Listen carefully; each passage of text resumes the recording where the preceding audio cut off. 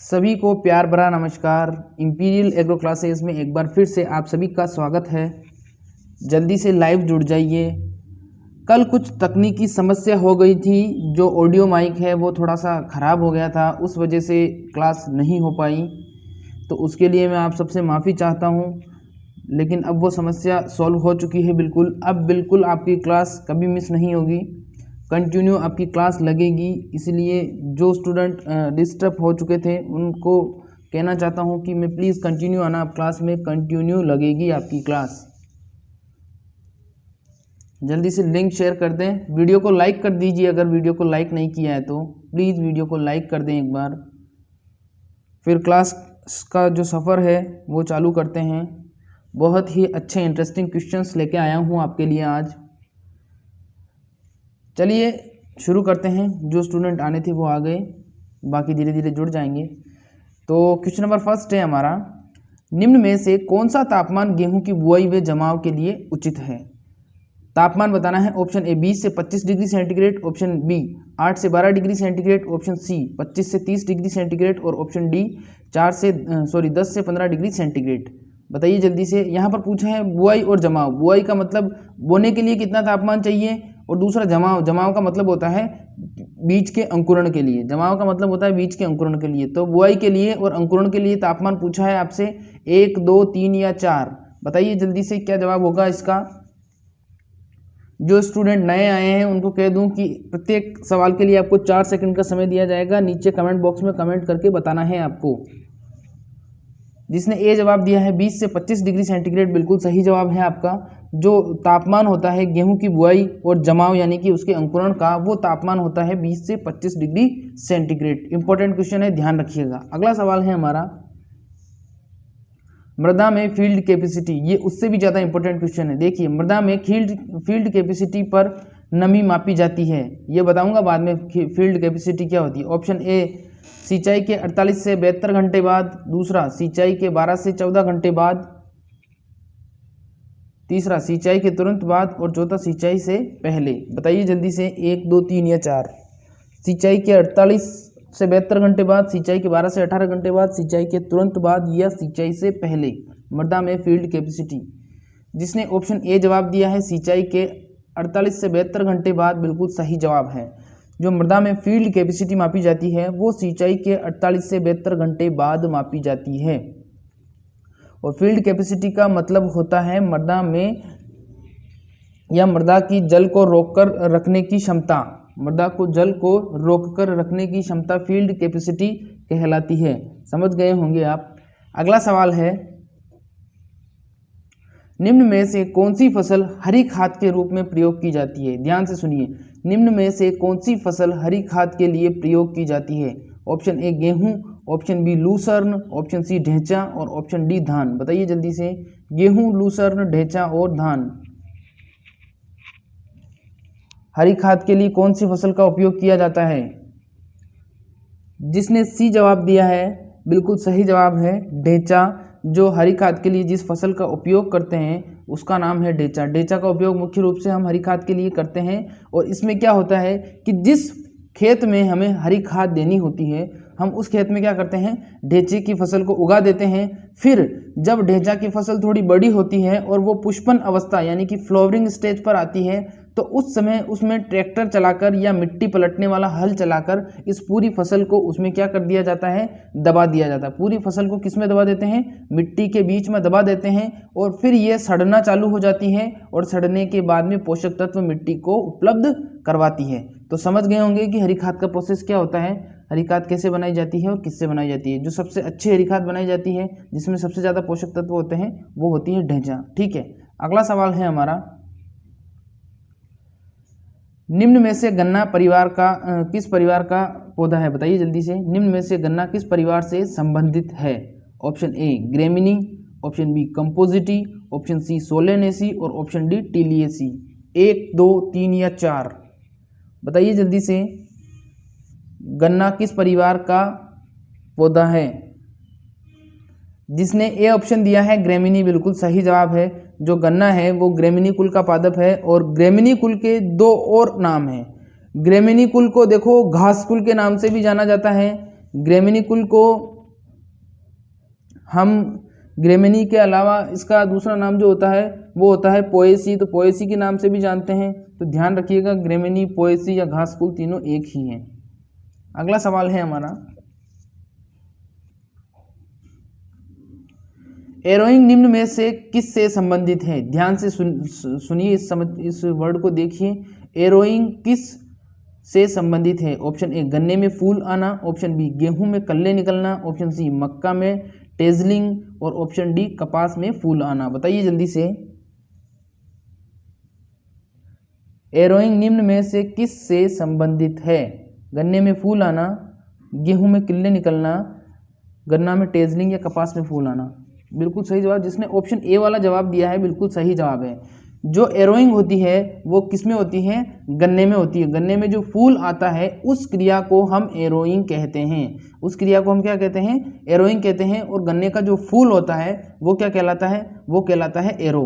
तो एरो गन्ने का फूल, और गन्ने में फूल आने की जो पूरी क्रिया होगी वो हो जाएगी एरोइंग। तो समझ गए होंगे आप, ठीक है। तो एरोइंग ध्यान रखना गन्ने में, और गन्ना ग्रेमिनी का पादप है। गे से तो हो रहा है गन्ना और गे से ही हो रहा है ग्रेमिनी। तो इस प्रकार से आपको को रिलेट करके पढ़ना है। अगला सवाल है अपना, खेत में जल उपयोग क्षमता की गणना किस सूत्र से की जाती है? बताइए जल्दी से, खेत में जल उपयोग क्षमता की गणना किस सूत्र से की जाती है? बताइए जल्दी से। ऑप्शन ए आर्थिक उपज बटावा जल उपयोग, ऑप्शन बी काश्त की लागत बटावा जल उपयोग, ऑप्शन सी वाष्पन दर बटावा जल उपयोग, और ऑप्शन डी जल उपयोग बटावा आर्थिक उपज। वेरी इंपॉर्टेंट क्वेश्चन है, बताइए जल्दी से क्या होगा इसका जवाब। जिसने जवाब दिया है ऑप्शन ए वाला आर्थिक उपज बटावा जल उपयोग, बिल्कुल सही जवाब है आपका।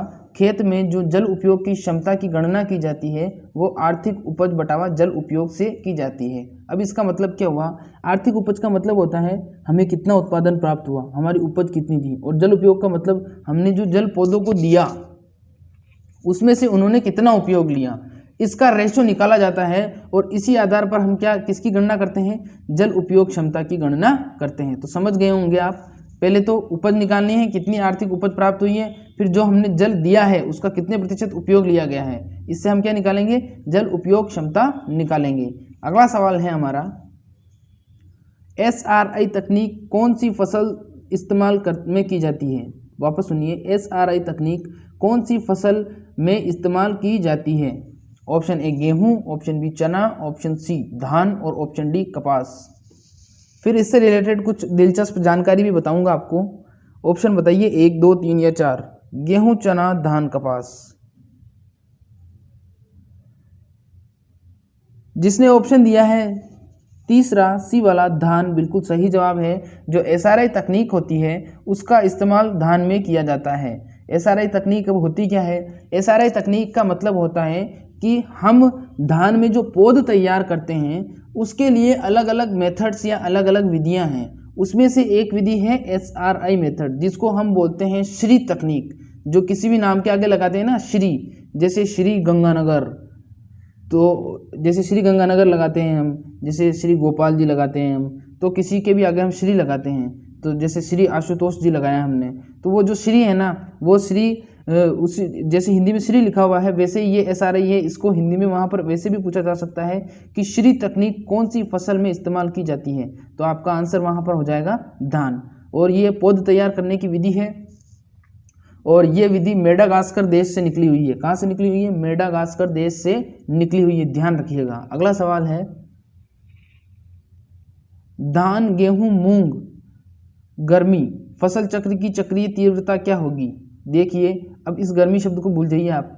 यहाँ पर देखिए, धान, फिर बोया उन्होंने गेहूं, फिर बोया उन्होंने मूंग। अब पूछा है कि जो फसल चक्र है उसकी परसेंटेज उसका क्या होगा, उसका फसल चक्र का परसेंटेज क्या होगा, ये पूछा है उन्होंने कि किस प्रकार का फसल चक्र है, 100%, 200%, 300% या 400%। जवाब दीजिए 1, 2, 3, 4। जिसने तीसरा जवाब दिया है बिल्कुल सही जवाब है। धान, गेहूं और मूंग जो होते हैं उनका फसल चक्र जो होता है वो 300% का होता है। अब सर आप कहोगे कि सर ये कैसे निकाला? देखो, इसका एक फॉर्मूला होता है, उस फॉर्मूला में कुल वर्षों की संख्या और कुल बोई गई फसलों की संख्या बटावा 100 के हिसाब से क्या निकाला जाता है, हमारा फसल चक्र की तीव्रता को निकाला जाता है। तो उसको कहाँ, आपको कोई सी भी फसल दे दी जाए उसमें आप वैल्यूएशन रख के उस वैल्यूएशन के हिसाब से आप कैलकुलेशन निकाल सकते हो किसी भी फसल चक्र का। तो आपको कुछ नहीं करना है, सिर्फ आपको एक सूत्र याद करना है, ठीक है। और फिर उसके बाद में वैल्यूएशन रखनी है। गेहूं धान तीन वर्ष हो रहा है तो 3 × 100 बटावा 100, तो 100 से 100 गए, बचे 300, तो 300% आ जाएगा। समझ गए आप। अगला सवाल है हमारा, अगर ये सवाल सही समझ में नहीं आ रहा हो आपको, कोई दिक्कत नहीं, इस पर एक अलग से स्पेशल आपकी क्लास लूँगा मैं, उसमें आपको फसल चक्र निकालना समझाऊंगा मैं, फसल चक्र कैसे निकालते हैं, और 2-3 और फॉर्मूला है जिसमें से सवाल पूछे जाते हैं, उसकी अलग से मैं आपकी क्लास बनाऊंगा। अगर आपको क्लास वो लेनी है तो कमेंट कर देना मुझे बाद में। अगला सवाल है, बलुई दोमट मृदा में निम्न में से किस पदार्थ की मात्रा अधिक होती है। बलुई दोमट मृदा में निम्न में से किस प्रकार की मात्रा अधिक होती है। ऑप्शन ए बालू, option B silt, option C चिकनी मिट्टी, और ऑप्शन डी उपरोक्त में से कोई नहीं। बताइए जल्दी से, बलुई दोमट मृदा में किस पदार्थ की मात्रा अधिक होती है, 1, 2, 3 या 4। जिसने ऑप्शन 1 दिया है जवाब बालू, बिल्कुल सही जवाब है। देखो अब कैसे याद रखोगे, मिट्टी कौन सी है, ये बलुई दोमट, तो नाम ही यहाँ पर सीधा सीधा नाम ही दिख रहा है आपको, बलुई, बालू दोमट। तो ध्यान रखना, बलुई दोमट में कौन से कण होंगे, मृदा के कौन से कण ज़्यादा पाए जाएंगे, बालू मृदा के कण ज़्यादा पाएंगे। बलुई दोमट मृदा में बालू मृदा के कण ज़्यादा पाए जाएंगे। Is that clear. चलिए अगले सवाल की तरफ बढ़ते हैं। अगला और बहुत ही ज़्यादा खतरनाक वाला सवाल है, सुनिए इसको ध्यान से। निम्न में से किस पोषक तत्व को अल्ट्रा माइक्रो न्यूट्रिएंट कहते हैं। अल्ट्रा माइक्रो न्यूट्रिएंट को हिंदी में बोलते हैं अति सूक्ष्म पोषक तत्व, यानी कि जिसकी थोड़ी सी बहुत कम मात्रा की आवश्यकता होती है, लेकिन वो मात्रा तो चाहिए ही चाहिए है, लेकिन उसके बिना नहीं जी सकता पौधा। तो option A manganese, option B zinc, option C molybdenum, और ऑप्शन 4 है हमारा लोहा, जिसको हम बोलते हैं आयरन, और आयरन मैन पिक्चर तो आपने देखी ही होगी। तो अल्ट्रा माइक्रो न्यूट्रिएंट कौन सा हो जाएगा, बताइए जल्दी। मैग्नीज, जिंक, मोलिब्डेनम और लोहा। जिसने जवाब तीसरा दिया है मोलिब्डेनम, बिल्कुल सही जवाब है, एब्सोल्युटली राइट। जो अल्ट्रा माइक्रो न्यूट्रिएंट होता है वो होता है मोलिब्डेनम, ठीक है, ध्यान रखिएगा। अगला सवाल है, राजस्थान के शुष्क क्षेत्रों में किस प्रकार का मृदा अपरदन होता है। ऑप्शन ए वायु, ऑप्शन बी जल, ऑप्शन सी भूस्खलन, और ऑप्शन 4 है उपरोक्त कोई नहीं। अब देखिए इस सवाल को थोड़ा सा ध्यान से समझोगे तो आपको एक बार में समझ में आ जाएगा और याद भी हो जाएगा।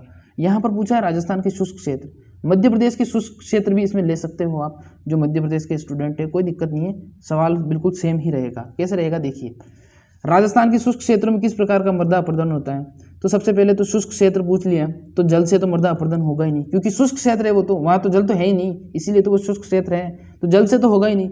फिर दूसरा ये है कि भूस्खलन का मतलब क्या होता है। भूस्खलन का मतलब होता है पहाड़ या चट्टानों का सरकना या खिसकना, ठीक है। तो अब ना तो पहाड़ी क्षेत्र ज़्यादा रेगिस्तान के शुष्क क्षेत्रों में है, ना एमपी के शुष्क क्षेत्रों में है। मैं शुष्क क्षेत्र की बात कर रहा हूँ, जो राजस्थान के शुष्क क्षेत्र हैं वहाँ पर पहाड़ी क्षेत्र नहीं है। राजस्थान के शुष्क क्षेत्र कौन से हैं, राजस्थान के शुष्क क्षेत्र हैं बाड़मेर, जोधपुर, जैसलमेर, और ये गंगानगर, हनुमानगढ़ वाले क्षेत्र। ये कौन से क्षेत्र कहलाते हैं, शुष्क क्षेत्र कहलाते हैं। हालांकि गंगानगर और हनुमानगढ़ शुष्क क्षेत्र नहीं है, क्योंकि वहाँ पर नहरों से सिंचाई की जाती है, लेकिन अगर उनकी जो जियोलॉजिकल कंडीशन है वो देखा जाए, और वहाँ पर अगर नहर नहीं है तो वो शुष्क में ही आएंगे, क्योंकि नहर नहीं है तो बरसात तो वहाँ होती नहीं है। तो फिर बचा क्या, जो एमपी के शुष्क क्षेत्र हैं वहाँ पर भी इतना पहाड़ी इलाका नहीं है, और जो पहाड़ी इलाका है वहाँ पर शुष्क क्षेत्र नहीं है। तो लगभग एमपी में भी ये ठीक बैठता है कि जहाँ पर शुष्क क्षेत्र है वहाँ पर पहाड़ी इलाका नहीं है और पानी भी नहीं है, ठीक है। तो अब बचा क्या, अब तीसरा ऑप्शन बचा है हमारे पास उपरोक्त कोई नहीं। तो उपरोक्त कोई नहीं तो होगा नहीं, क्योंकि यहाँ पर है वायु। अब शुष्क क्षेत्रों में तो वायु तो होती है शुष्क क्षेत्रों में, और वायु क्या करती है, मृदा कणों को एक स्थान से दूसरे स्थान पर ले जाती है, और एक स्थान से मृदा कणों का दूसरे स्थान पर जाना ही तो मृदा अपरदन कहलाता है। तो मृदा अपरदन की परिभाषा समझ लीजिए, मृदा कणों का किसी भी सोर्स के द्वारा या किसी भी स्रोत के द्वारा एक स्थान से दूसरे स्थान पर जाना या अपने स्थान से दूसरे स्थान पर जाना मृदा अपरदन कहलाता है। अब शुष्क क्षेत्रों में जल तो है नहीं है जल, और भूस्खलन भी नहीं है, और तीसरा ऑप्शन है नहीं हमारे पास, और चौथा बचा वायु। तो वायु इसका सही आंसर हो जाएगा, ये सवाल में ही इसका जवाब छुपा है। अगर इस सवाल को लोग ढंग से पढ़ेंगे तो इसी के अंदर इसका जवाब छुपा हुआ है। तो इस प्रकार के क्वेश्चन का जवाब आपको सही वहाँ पर बुद्धि विवेक के साथ देना है, ध्यान रखिएगा। दिमाग लगा के आपको वहाँ पर सवाल को पढ़ना है, ढंग से पढ़ना है। सवाल से जितना आप सवाल को ढंग से पढ़ोगे उससे 200 गुना आपको ऑप्शन को ध्यान से पढ़ना है, क्योंकि ऑप्शन भी कभी कभी इंडिकेट करते हैं कि इसका आंसर ये होगा। तो इतना ही कहना चाहूँगा, आगे बढ़ते हैं। अब कभी मोटिवेशन क्लास लगाएंगे आपकी अलग से, उसमें मोटिवेशन वाली बातें करेंगे, पेपर को कैसे सोल्व किया जाता है और क्या क्या उसके रामबाण इलाज होते हैं। ठीक है, तो चलिए आगे बढ़ते हैं। अगला सवाल है हमारा श्वेत गिडार। श्वेत का मतलब होता है सफ़ेद, वाइट, बिल्कुल दूधिया। तो श्वेत गिडार किस फसल का मुख्य नाशी कीट है? बताइए जल्दी से। श्वेत गिडार, सफ़ेद लट, दूधिया लट या वाइट गर्भ भी बोलते हैं इसको, वाइट गर्भ, किस फसल का है? धान का है, गेहूं का है, मूंगफली का है या सरसों का है? 1, 2, 3 या 4, क्या होगा इसका सही जवाब? जिसने जवाब दिया है ऑप्शन सी वाला मूंगफली, एरेकिस हाइपोजिया, बिल्कुल सही जवाब है आपका।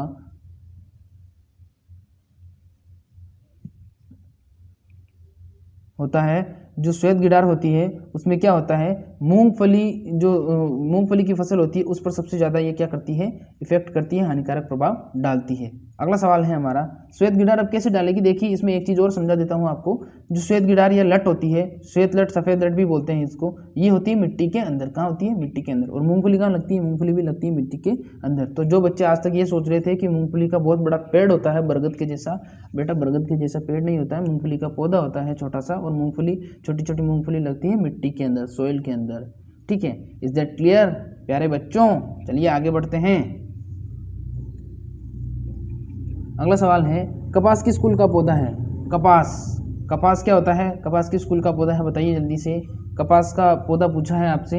हाँ, वही कपास जिससे कपड़ा बनता है, फिर कपड़े से जीन्स बनती है, फिर जीन्स से वो लिवाइस जीन्स बनती है, फिर उसको आप पहनते हो, फिर उसको आप पहन के कॉलेज जाओगे चश्मा लगा के।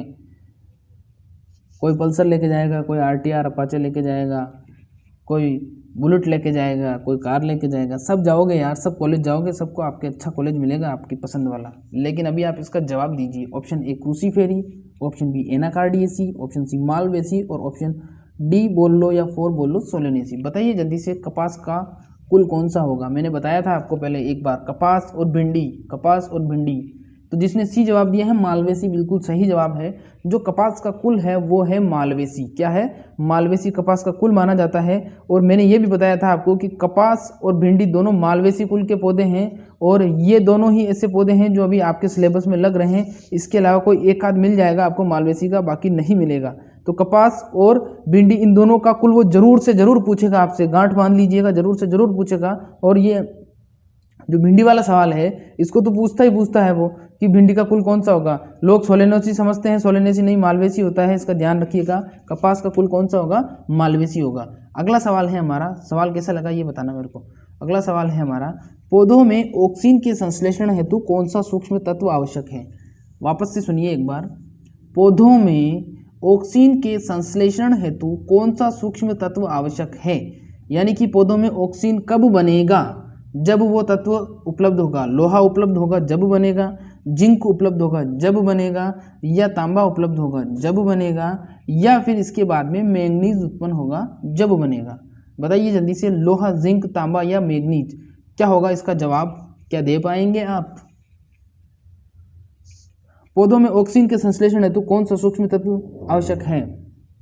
जिसने बी वाला जवाब दिया है जिंक, बिल्कुल सही जवाब है। जो जिंक होता है वो आवश्यक होता है, क्योंकि जिंक क्या करता है? जिंक करता है ऑक्सीजन निर्माण में मदद।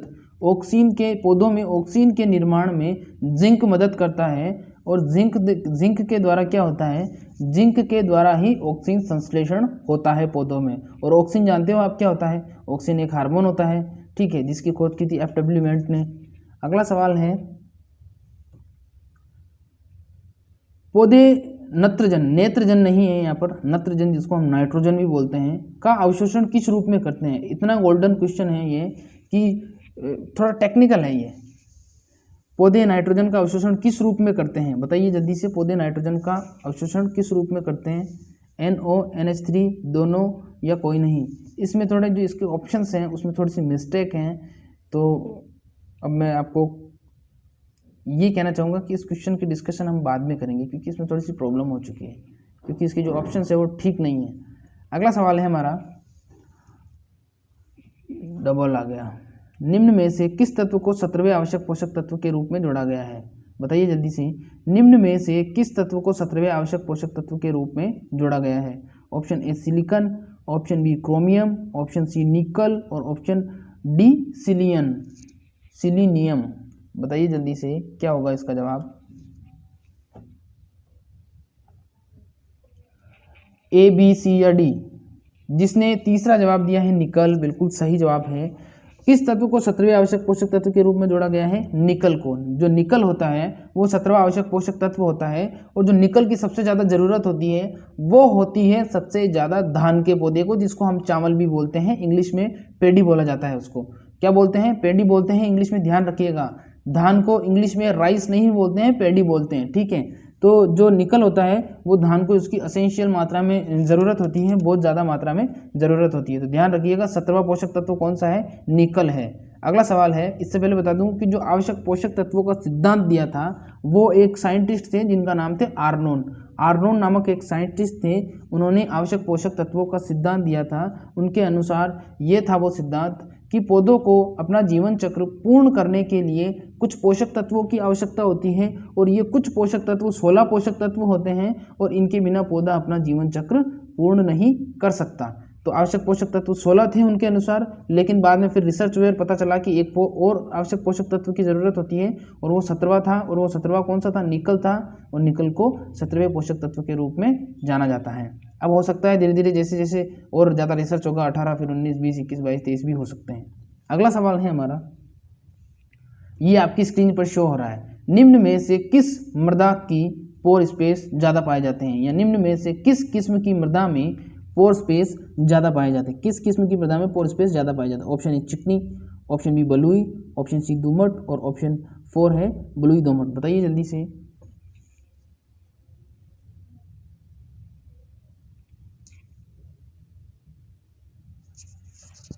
पोर स्पेस, जिसने ऑप्शन ए दिया है चिकनी मिट्टी, बिल्कुल सही जवाब है।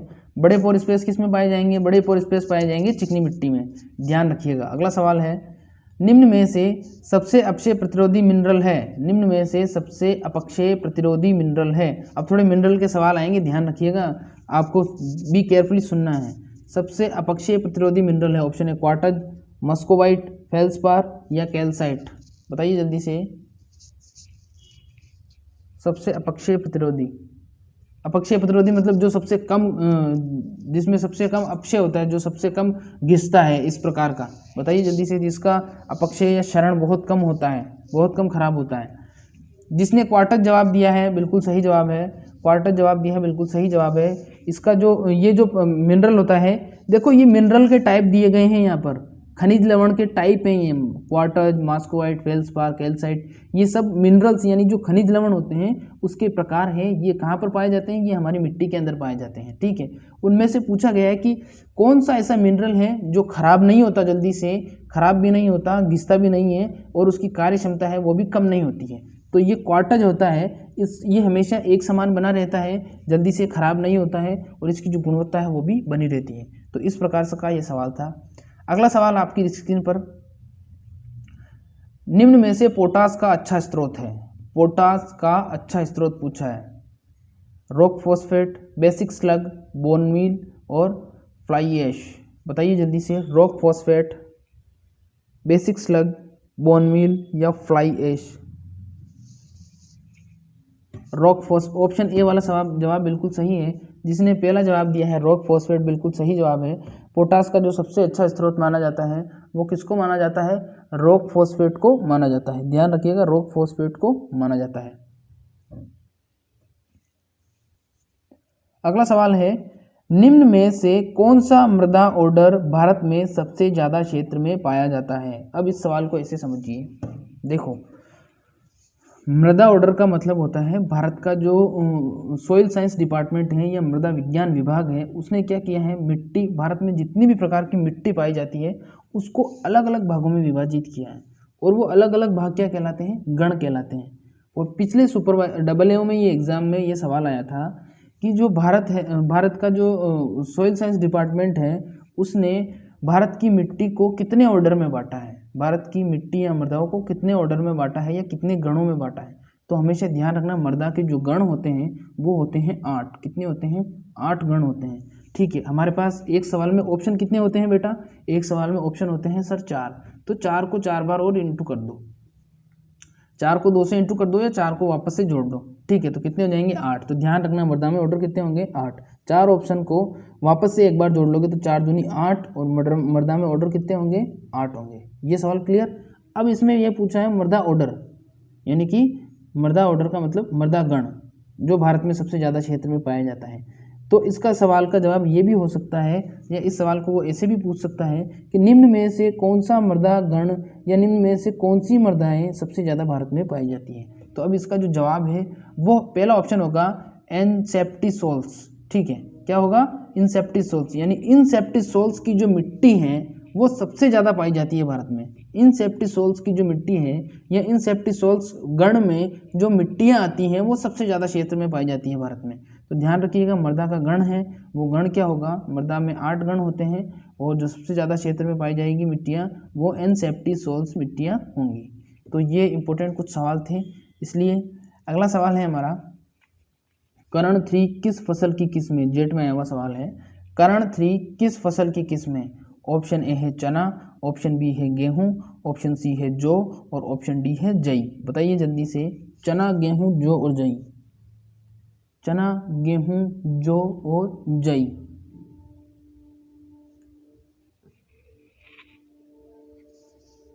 जिसने जवार, बताइए जल्दी से, करण 3 किसकी किस्म है? जौ की किस्म है। जिसने तीसरा जवाब दिया है बिल्कुल सही जवाब है। जो करण 3 किस्म है वो किसकी है? जौ की मानी जाती है। करण 3 किस्म किसकी मानी जाती है? जौ की मानी जाती है। अगला सवाल है, निम्न में से कौन सी किस्म गंवार फसल की है? ध्यान रखिए, ये इंपॉर्टेंट सवाल है। इसके अंदर जो किस्म भी पूछी है उस किस्म को पर्टिकुलरली भी पूछा जाता है, पर्टिकुलरली भी पूछा जाता है। बताऊंगा अभी पर्टिकुलरली का मतलब क्या है। निम्न में से कौन सी किस्म गंवार की है? Option A K12, option B नवीन, ऑप्शन सी किसान और ऑप्शन डी है हमारा RGC 936। जिसने चौथा ऑप्शन दिया है RGC 936 बिल्कुल सही जवाब है। निम्न में से कौन सी किस्म गंवार फसल की है? बताइए जल्दी से, निम्न में से कौन सी किस्म गंवार फसल की है? ये पूछा है आपसे। RGC 936 या फिर दूसरी। जिसने RGC 936 जवाब दिया है बिल्कुल सही जवाब है। गंवार की जो किस्म है वो कौन सी होगी? RGC 936 है। एक्चुअली में क्या कि मेरा ध्यान कहीं और चला गया था। तो RGC 936 किसकी किस्म होगी? RGC 936 किस्म होगी गंवार की। ठीक है, गंवार का जो साइंटिफिक नेम है वो जानते हो आप, साइमोप्सिस टेट्रागोनोलोबा। ठीक है, किसान किसकी किस्म है? किसान है मक्का की किस्म। ध्यान रखिएगा, किसान किसकी किस्म है? किसान मक्का की किस्म है। अगला सवाल है हमारा, निम्न में से किस चारे की प्रारंभिक वृद्धि अवस्था में मात्रा अधिकतम होती है? सवाल को वापस से सुनिए, निम्न में से किस फसल के चारे की प्रारंभिक अवस्था में मात्रा अधिकतम होती है? ऑप्शन ए बाजरा, ऑप्शन बी ज्वार, ऑप्शन सी ग्वार और ऑप्शन डी बरसीम। बताइए जल्दी से, बाजरा, ज्वार, ग्वार, बरसीम। जिसने ऑप्शन सी जवाब दिया, बी जवाब दिया है ज्वार, बिल्कुल सही जवाब है आपका। जो ग्वार का चारा होता है उसकी प्रारंभिक अवस्था में क्या होती है? अच्छी वृद्धि होती है। प्रारंभिक अवस्था में अच्छी वृद्धि होती है। सवाल कंफ्यूज आपको ऐसे हो रहा होगा कि जो वर्ड्स हैं वो आगे पीछे हो गए। देखो सवाल ऐसे पूछा है, ध्यान से सुनिए। सवाल इसमें ऐसे पूछा गया है कि निम्न में से किस फसल के चारे की प्रारंभिक अवस्था में अच्छी वृद्धि होती है? प्रारंभिक अवस्था में अधिक मात्रा में वृद्धि होती है, या कौन सी ऐसी फसल होती है जो प्रारंभिक अवस्था में अच्छी वृद्धि करती है, सबसे ज़्यादा वृद्धि करती है? जैसे ही फसल आपने बोई, अंकुरण हुआ, अंकुरण होते ही वो जल्दी से धीरे धीरे जो अपनी उसकी फर्स्ट स्टेज रहेगी, प्रारंभिक अवस्था रहेगी या उसका पहला टाइमिंग रहेगा, उस समय उसकी जो ग्रोथ होगी वो बहुत अधिक स्पीड से होगी। तो वो किसकी होगी? बहुत अधिक स्पीड से वो सबसे ज़्यादा होती है जवार में। तो ध्यान रखिएगा, बोते ही सबसे ज़्यादा तेजी से कौन बढ़ता है? बोते ही सबसे ज़्यादा तेजी से बढ़ता है जवार। अगर आपको पेड़ का पूछ लिया है कि सबसे ज़्यादा तेजी से कौन बढ़ता है, तो सबसे ज़्यादा तेजी से बढ़ता है बांस। ठीक है। और बांस को हम बोलते हैं ग्रीन गोल्ड के नाम से भी जानते हैं। और काला जो गोल्ड होता है वो क्या होता है, वो होता है अफीम, नशीला पदार्थ, नशीला। अगला सवाल है, डाई अमोनियम फास्फेट में नाइट्रोजन फास्फोरस की मात्रा बताइए। डाई अमोनियम फास्फेट में नाइट्रोजन फास्फोरस की मात्रा क्या होती है, ये पूछी है। डाई अमोनियम फास्फेट को बोलते हैं डीएपी, डीएपी भी इसको बोला जाता है। यह इसमें दो प्रकार के पोषक तत्व पाए जाते हैं, नाइट्रोजन और फास्फोरस।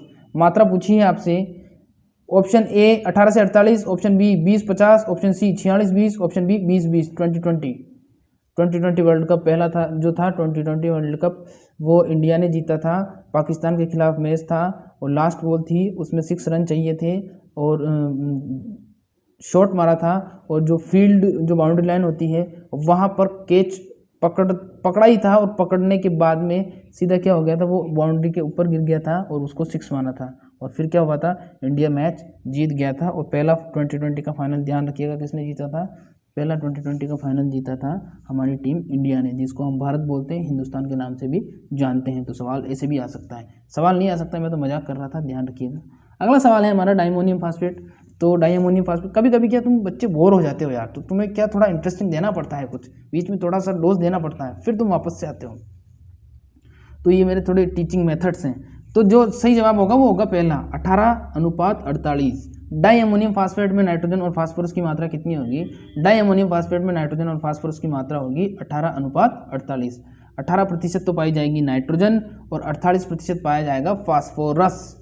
ठीक है, गन्ने का रस नहीं, फास्फोरस। ठीक है, तो 18:48, 18% नाइट्रोजन और 48% फास्फोरस पाया जाएगा। अगला सवाल है हमारा, पेगिंग अवस्था किस फसल में पाई जाती है। पेगिंग अवस्था पूछी है, पेगिंग अवस्था किस फसल में पाई जाती है। शकरकंद, मूंगफली, लोबिया या कपास, बताइए जल्दी से। शकरकंद, मूंगफली, लोबिया या कपास, पेगिंग अवस्था किस फसल में पाई जाती है। शकरकंद, मूंगफली, लोबिया या कपास। जिसने जवाब दिया है पेगिंग अवस्था का, मूंगफली बिल्कुल सही जवाब है। पेगिंग अवस्था में क्या होता है, जो मूंगफली का पौधा होता है वो वैसे उगा हुआ होता है ऊपर, लेकिन जब जैसे जैसे मूंगफली का पौधा बढ़ने लगता है तो हम क्या करते हैं, उसके ऊपर मिट्टी डालते हैं, मिट्टी चढ़ाते हैं, जिसको बोलते हैं हम मिट्टी चढ़ाना। मिट्टी चढ़ाने से क्या होता है कि जो उसकी शाखाएं होती हैं, उन शाखाओं से एक विशेष प्रकार की आकृति निकलती हैं, लंबे लंबी आकृति निकलती हैं और वो मिट्टी में धंसती है। मिट्टी में धंसने के बाद में वो ही पेग कहलाती है। उस पर बाद में क्या बनते हैं, उस पर बाद में बनती हैं मूंगफली। अगर आपसे पूछ लिया जाए कि जो पेगिंग अवस्था है वो कितने दिन पर आती है, तो 55 दिन पर आती है। ध्यान रखिएगा, पेगिंग अवस्था 55 दिन पर आती है।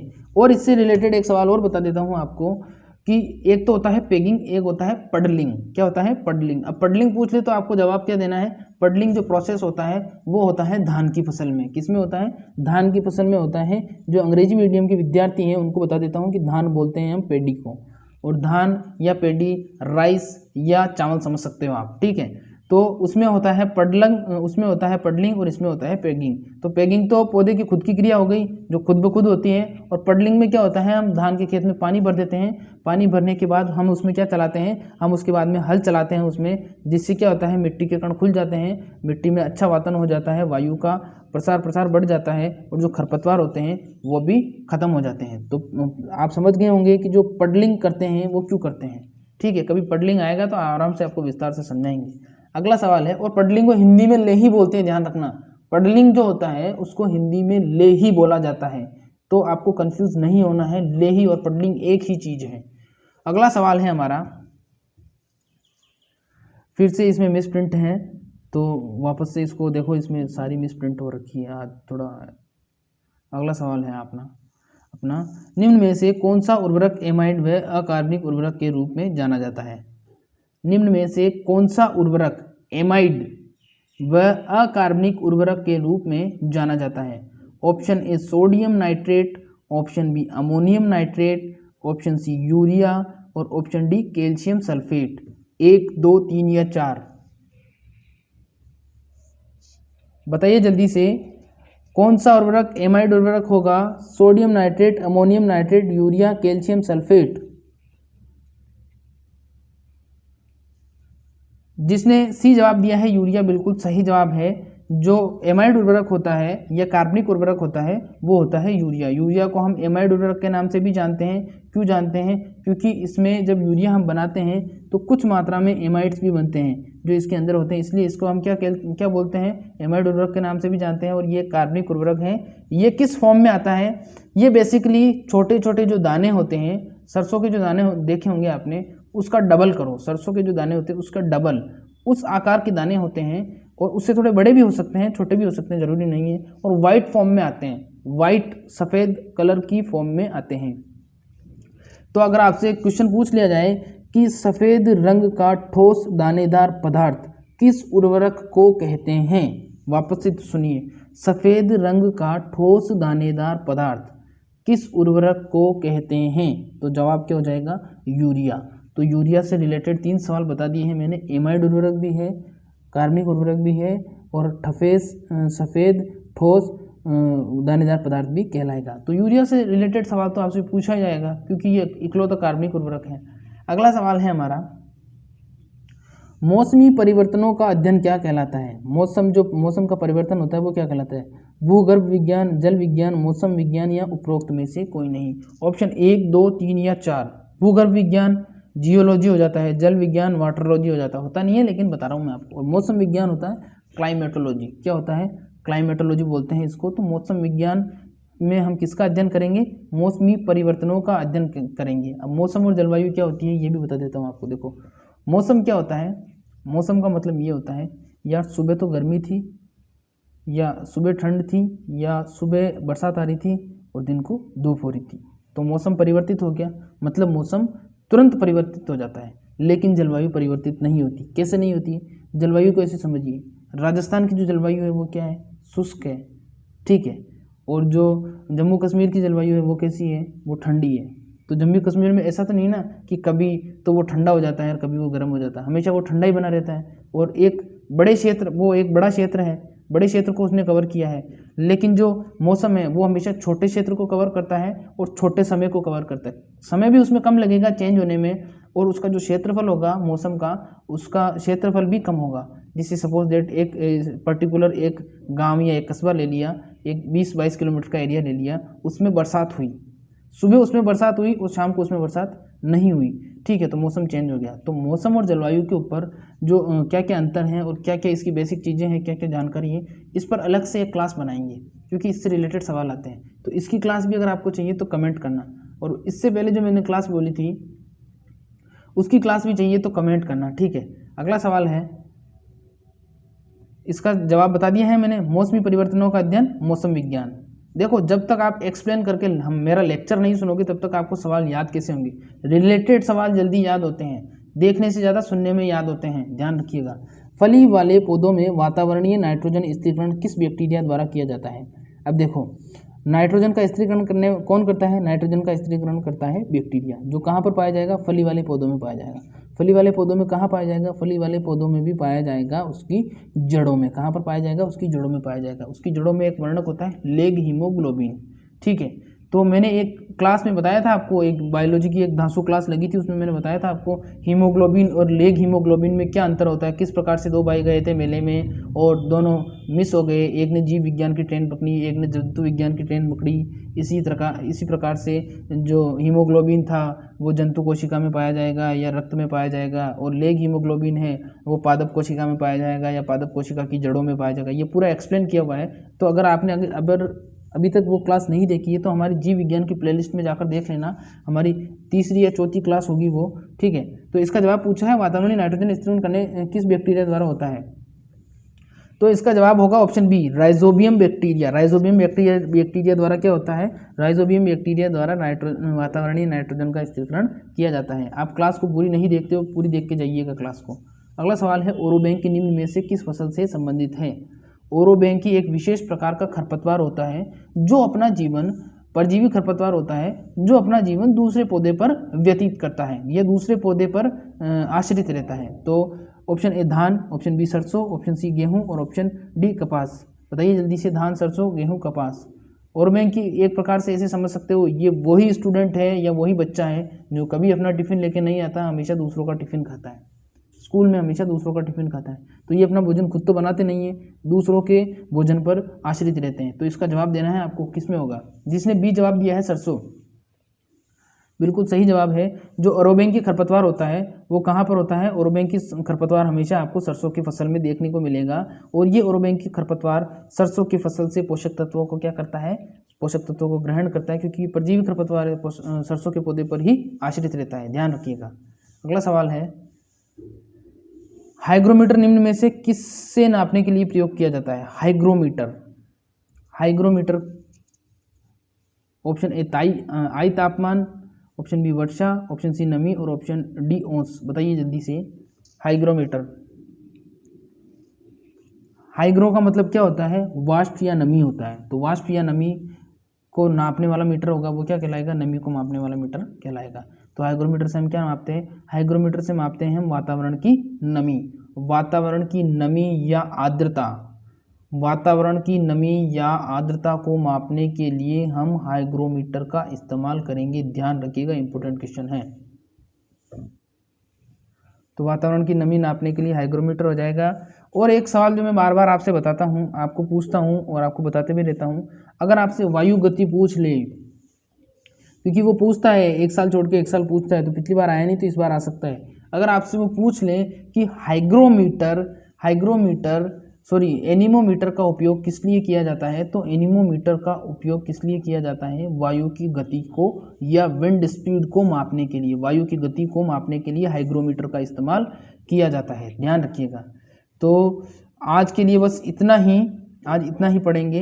काफ़ी क्वेश्चन अपन ने अटेंड किए, लगभग 30 क्वेश्चन अपन ने अटेंड किए और बहुत इंपॉर्टेंट क्वेश्चन थे ये। अब मैं आपसे एक बात कहना चाहता हूँ, मुझे कमेंट बॉक्स में ये करके बताना कि अभी जो लेटेस्ट एग्जाम आने वाला है वो सबसे पहले किसका होगा, जेट का होगा, आईसीआर का होगा या बीएचयू का होगा। क्योंकि मुझे एक्चुअली में डेट मुझे कंफर्म नहीं है, कुछ स्टूडेंट कह रहे हैं कि सर 1 महीने बाद ही होने वाला है, क्योंकि वो डेट बार बार चेंज हो रही है। तो कंफ्यूज हो रहा हूँ मैं कि कौन सी डेट है। तो एग्जिट डेट क्या है वो बताना, कौन सा एग्जाम होगा। तो उसका एक मॉडल पेपर तैयार करेंगे बिल्कुल सटीक ढंग से, बिल्कुल सिस्टम से, जिसमें जो तीनों सब्जेक्ट होंगे उनके क्वेश्चन होंगे 40-40, 45-45 या 50-50 क्वेश्चन, जितने एग्जाम में पूछे जाते हैं उतने। और उसका एक बढ़िया सा गोल्डन टाइप का एक मॉडल पेपर मैं तैयार करूँगा। तो वो तैयार करना है और उसकी क्लास लगानी है या नहीं ये भी बता दीजिए। और साथ में आपको ये बताना है कि अब क्लास 2 से मैं 3 करने वाला हूँ, यानी कि एक दिन में अब 2 की जगह 3 क्लास लगेगी। तो उसका एक ऐसा एग्जिट टाइम बताइए कि जब स्टूडेंट ज़्यादा से ज़्यादा जुड़ सकें, ठीक है। तो वो बता देना मुझे और कमेंट करके ज़रूर जाइएगा क्लास कैसी लगी। और इसके अलावा ये है कि वो माइक की प्रॉब्लम हो गई थी कल, इसलिए कुछ क्लास नहीं हो पाई थी हमारी, ठीक है। और बाकी क्लास कंटिन्यू लगेगी अब क्योंकि एग्ज़ाम भी आने वाले हैं तो टाइमिंग भी बढ़ेगा। और साथ के साथ ही आपको ध्यान रखना है कि प्लीज़ वीडियो को लाइक और चैनल को सब्सक्राइब करते रहिए। सब्सक्राइब अभी भी नहीं हो रहे हैं और केमिस्ट्री की क्लास में तो अभी 100 लाइक्स भी नहीं हुए हैं। और सब्सक्राइब में वहाँ पर 23 सब्सक्राइब बढ़े हैं अभी, कम से कम 50, 100 नहीं तो 50 तो कर दो उसको, आधा क्राइटेरिया पूरा हुआ है, 25 तो और बढ़वा दो उस पर। आपकी जो फ्रेंड्स हैं, आपकी जो मेंबर्स हैं, फैमिली मेंबर्स हैं, उनको बोलो कि सब्सक्राइब करें चैनल को, या आप खुद कर दो। बेल आइकन भले ही मत दबाओ लेकिन सब्सक्राइब तो करो यार। तो सब्सक्राइब करते रहो, ठीक है। और बाकी ये कहना चाहूँगा मैं कि जितने भी स्टूडेंट हैं सारे स्टूडेंट अच्छे हैं। और कल जो क्लास नहीं हुई थी उसके लिए एक बार फिर से आपको सॉरी बोलना चाहूँगा। और शाम को सही 8:30 बजे एक धमाका और करेंगे, जीव विज्ञान की क्लास में धमाकेदार क्लास आपके लिए लेके आऊँगा मैं।